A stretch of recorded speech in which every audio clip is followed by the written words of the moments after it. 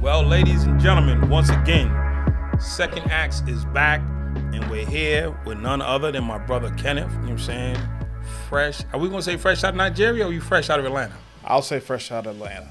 Yeah. You cutting your heritage loose? No, I'm very proud. No, so that'd be like almost 40 years ago. So, but yeah, very, very proud Nigerian. We're talking about Second Acts, and in Second Acts, we focus on helping people get unstuck, move forward, get out of prison. Mm-hmm. I literally was in prison. Yeah. And when I came home, I had to turn my life around. Mm-hmm. This isn't just for people literally in prison. Yeah. There are some people in prison in addiction, in prison in bad relationships, in prison in low self-esteem, in depression, and bad jobs. I mean, suicidal thoughts. I mean, I want to open it up to say, you know something? If you are struggling and you've created a prison, we want to help you get out of it. Good. I mean, a lot of this stuff we're going to talk about is criminal justice, recidivism, but I want it to be known that, and again, we definitely want to see women succeed, because so often in conversations, we just assume that women are included. Yeah. But they want to hear their name said. They want to hear it claimed, and this is for females. Very much Not so. just, you should just assume it's for you. Yeah, very much so. So I need you to tell our listeners your story. So my name is Kenneth Igwe. I am originally born in Nigeria, came here when I was 3, raised in Houston, Texas, came to Atlanta to go to school. Before that, I was supposed to be a good Nigerian boy and become a doctor and engineer. But I was supposed to be the world's greatest neurosurgeon. But I wanted to be a neurosurgeon for all the wrong reasons. I'll never forget it. I was in the 9th grade, and the guy is speaking. He's like a career day, and he tells everybody, I make $500 an hour as a neurosurgeon. And I'm like, yo, I'm in. I was like, I was going to be the world's greatest neurosurgeon until me being a junior in high school. And so what happened there was I actually went to I interned with a neurosurgeon, and I saw my very first live surgery. And once I saw that, it was like, I saw all the blood. I saw all the stuff that they don't show you on TV. Didn't happen at career day. Didn't happen at career day. So that one, I almost fainted, I'll be honest. And I was just like, you know what, I'm out. I'm not doing this. I was good at math, so kind of went into a journey of becoming an engineer. So finally, from there, fast forward, came to Atlanta, did a math degree, got an electrical engineering degree, and kind of dabbled in real estate. Essentially, I was wholesaling properties when I was actually a couple years outside of college. Decided to kind of get into the world of investment banking, and also went to a school not necessarily from your parts, Harvard University, where I was able to get a master's in finance. Yeah, so got a master's, was able to get into the commercial investment banking world. Loved investment banking, loved finance, like real estate. After a couple of years of working in investment banking, we decided that, it wasn't really for me, because I was working around a lot of folks who were, quote unquote, not the most genuine of people.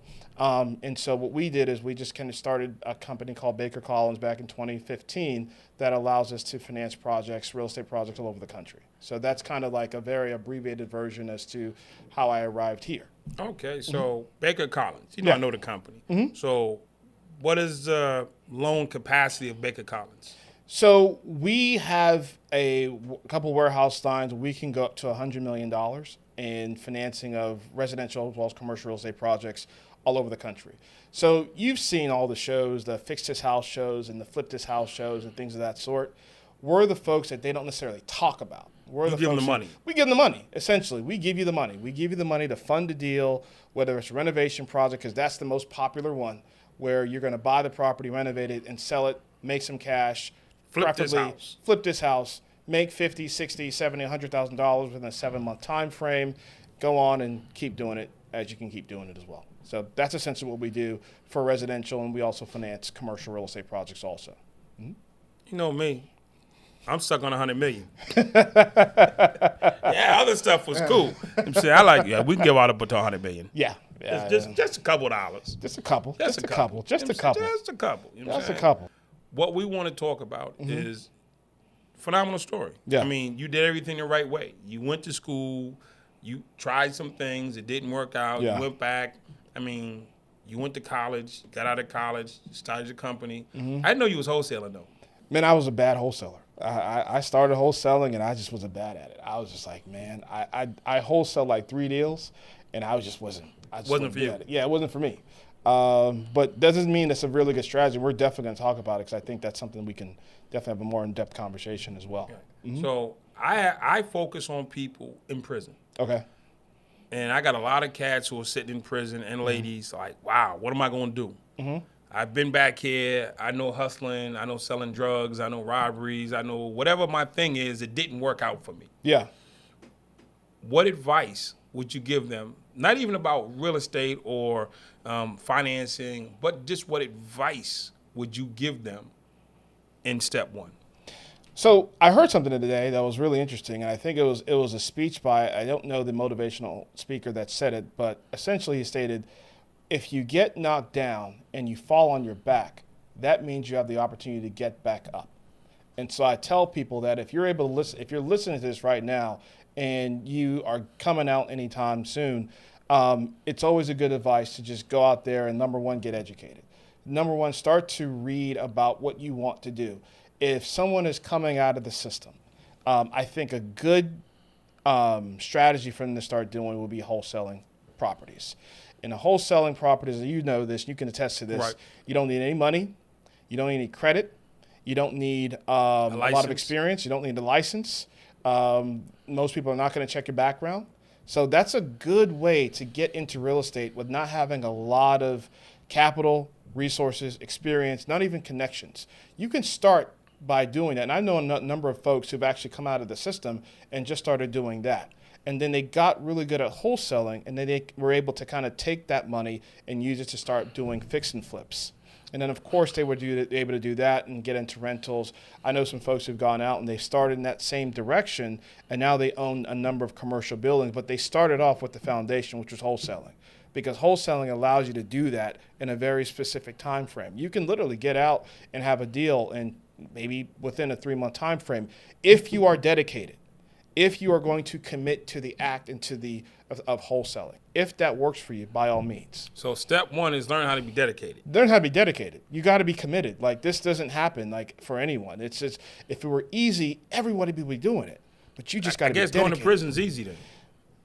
I don't know. Everybody seem to be up in there. I'll just say, obviously something didn't work out. I'll use the words on as well. Mm-hmm. So get dedicated. Yeah. Wholesaling is a good step. Yeah. Now, you do deals. I do. So let's take me, the guy who just got out of jail 3 weeks ago. Okay. I know Errol, my guy Errol, he dropped out of college, or he says retired from college. Okay. And he was doing 6 figures on wholesaling. Yeah. And that's why I first got introduced to wholesaling when I ran into him. Mm-hmm. He was him and a few other folks. Yeah. So what does a deal break down to? So I'm coming out of jail. What does wholesaling mean? Wholesaling essentially means you are a middleman for a real estate transaction. If you find a property for $50,000 and you know it's worth, let's say, $70,000, you can sell it to somebody else for $60,000, take a $10,000 profit, and then, of course, you sell it to someone else for $70,000. I'm sorry, for $60,000, and they still have a little bit of spread in the deal. But that way, you've essentially assigned a contract. You've put a property under contract for one price, and then you sell it for another price, in many cases within a couple of days, in some cases a couple of weeks. It is the easiest and is the fastest way to start to create wealth, to start to create revenue for your real estate investment projects. Gotcha. Mm-hmm. So I got to ask, it's a question we both know the answer to. Yeah. Because I'm still stuck on $100 million. Okay. I don't run into people daily I got $100 million under. It's just what I got. Yeah. But I asked this question, not even being self-serving, because we've sat down, we've been friends for a while now. Yeah. And I want the folks behind the wall, that's why I thought of it. Like, if I'm them, what do I need to hear to make this make sense? I got a guy on here, $100 million, engineer, great business. He's running his own business. He's doing his thing, living life. I would think you're too far for me to reach. Yeah. I could be the wholesaler, but I don't think I could be you, would be the thought I would have. It's not what you're saying, Sure. But because I have low esteem and I don't really think highly of myself, in the scenario, I'll be the little guy. Yeah. And I want people to think bigger. So I'm asking this question that I normally wouldn't ask. When we sit down, generally, because I don't do real estate. Yeah. I mean, I need you to explain to the people what our role generally is when we get together. So when we get together, first of all, I never want anybody to think that of me. Like, I really pride myself in being able to talk to anybody that can come to me. I mean, no, that's not a you thing. No, Yeah, that's not a you thing. You just do what you do. You're humble. You're straightforward. If I'm sitting in a prison cell and I'm hearing the guy telling me I can do wholesale, it's a great start. You know what I'm saying? I would be nervous to think that I couldn't sit in your seat. Yeah. I'm not saying you're saying they can't. That's just a defeatist mindset. It is. And I'm going to take the low-hanging fruit, and I'm never going to want more. Yeah. So I want them to take the low-hanging fruit and want more. Yeah. So like the mentoring and the coaching we do, it's going to be like, I just want you to say, hey, like, well, what does Andre do for your company? So one of the things that you've actually helped us do is you've essentially opened my eyes to so many things that we could be doing much better. Just the little nuggets that we need and that many people aren't going to share with me because they think that, okay, Kenneth, you don't really need to know that, but that's farthest from the truth.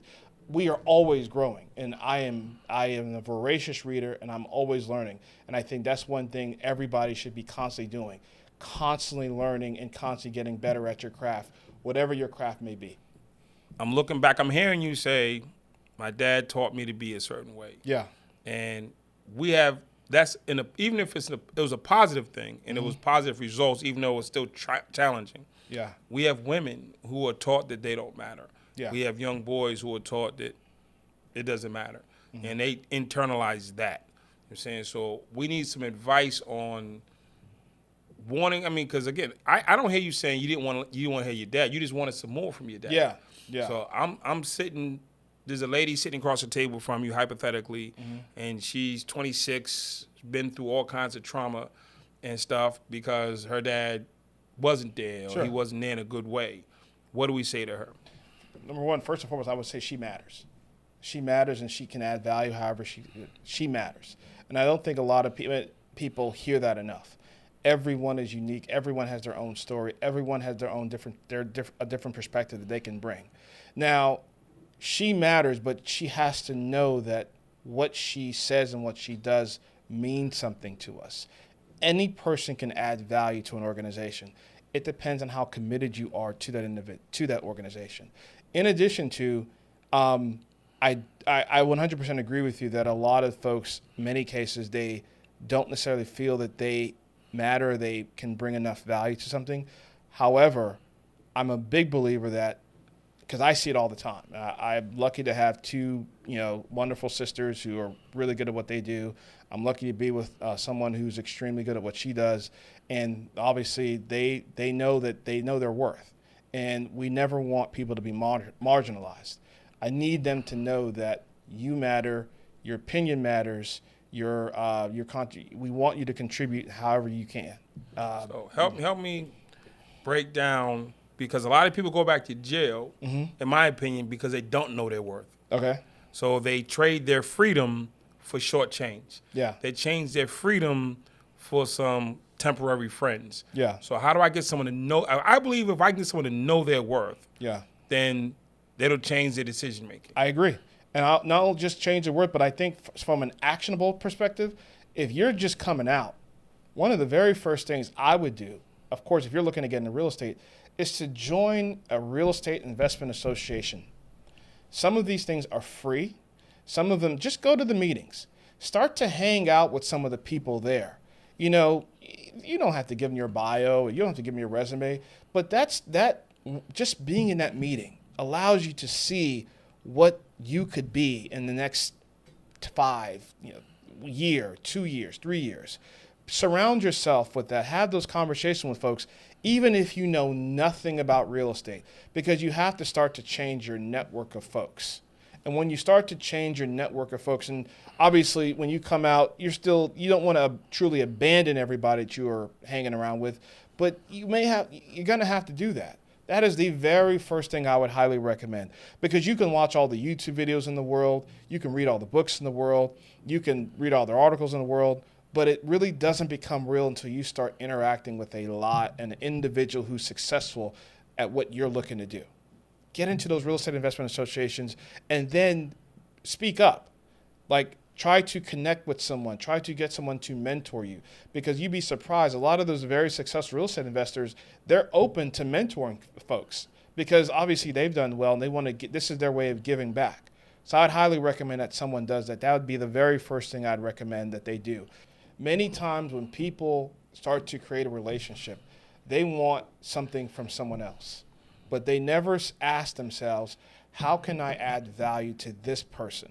So, I mean, it goes both ways. When you go to when you go at another actionable step, when you go to a real estate investment association, meet with some folks, but also you're wanting something from them, but they're never going to probably say it out loud.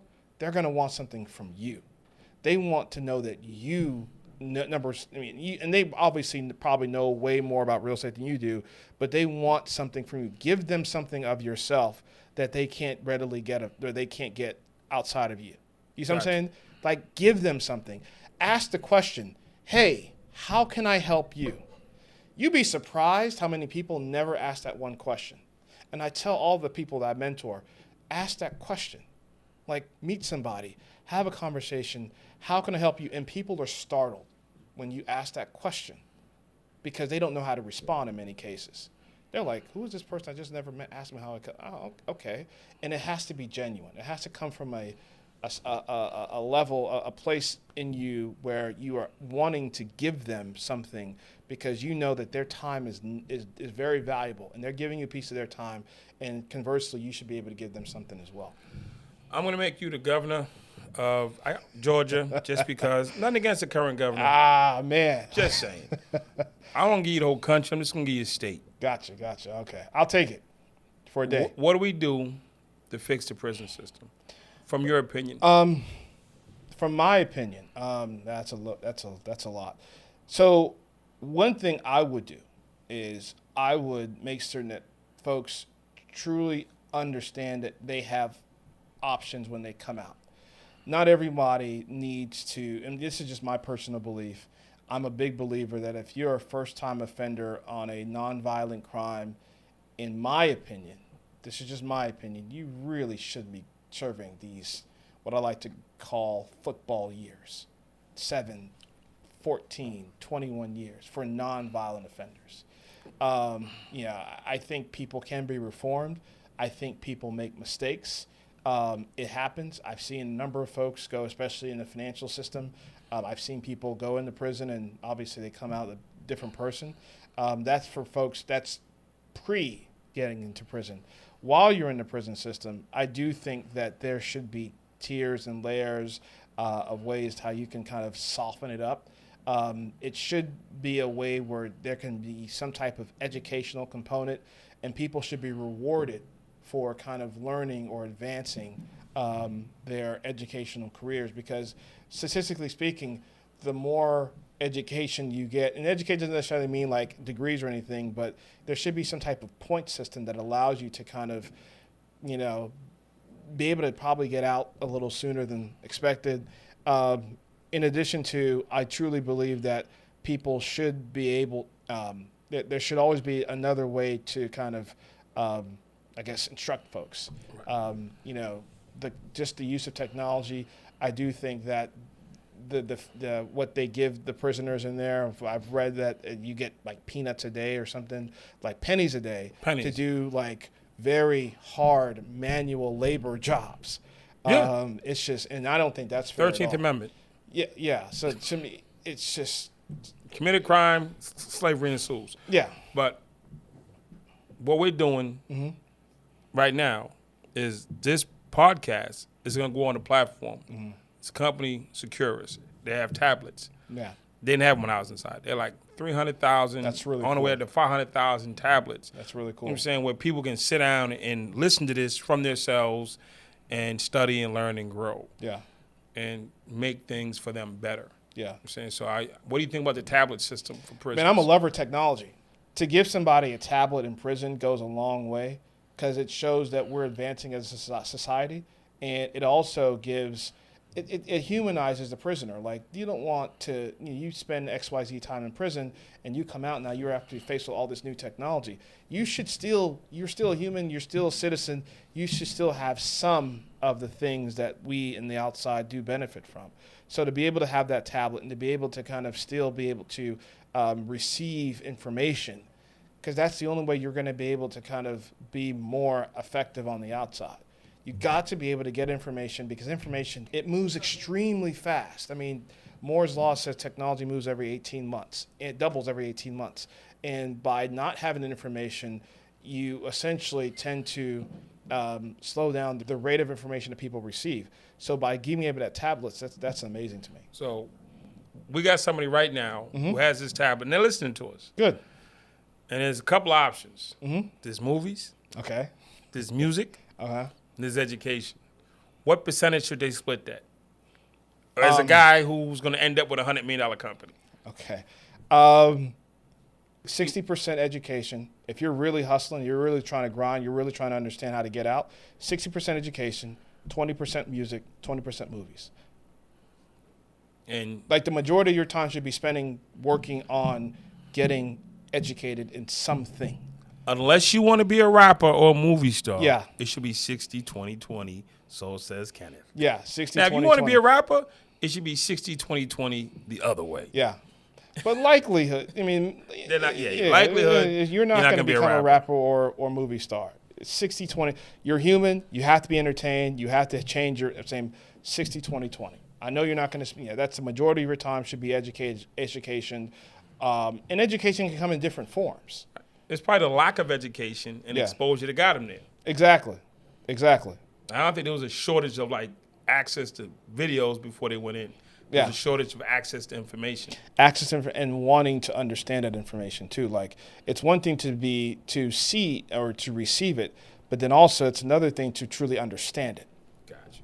So I got this is my closing question. Sure. I always go, I'm gonna pass one day. And when I go, this is not, I'm gonna have a tombstone. Yeah. And on my tombstone, it's gonna say some things. The first thing it's gonna say is Harvard Fellow. Okay. The second thing it's gonna say is Honorable Son. I've done some things for my parents with intent to earn that on my stone. What's going on your stone?